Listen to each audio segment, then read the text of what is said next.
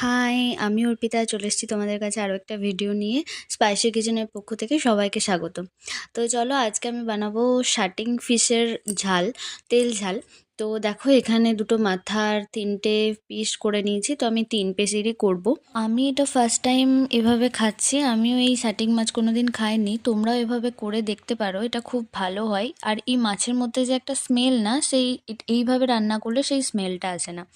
তো দেখো আমি প্রথমেই ভেজে নিয়েছি মাছগুলো একটু হলুদ, নুন আর তেল দিয়ে।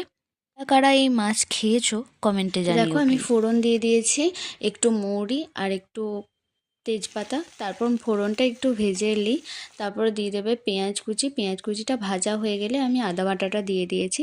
আদা বাটার পরে দিয়ে দিচ্ছি আমি রসুনটা থেতো করে দিয়ে দিলাম। তারপর আমি দিয়ে দেবো জিরে বাটা। জিরে বাটাটা একটু কষিয়ে নিয়ে অল্প একটু জল দিয়ে ভালো করে কষিয়ে তারপর দিয়ে দেবো হলুদ গুঁড়ো। দেখো এখানে আমি মশলা দেওয়ার পরে একটু একটু করে জল দিয়ে কষাচ্ছি, নাহলে মশলাটা লেগে যাওয়ার ভয় আছে। তো তারপরে দেখো পোস্ত বাটাটা আর সর্ষে বাটাটা যেটা আগে মিক্স করে রেখেছিলাম সেটা আমি দিয়ে দেবো। সেটা দিয়ে দেওয়ার পরে গ্যাসের ফ্লেমটা অবশ্যই লো করে কষাবে। গ্যাসের ফ্লেমটা আমি লো করতে বললাম এই কারণেই, কারণ পোস্ত অনেক সময় ফেটে যায়।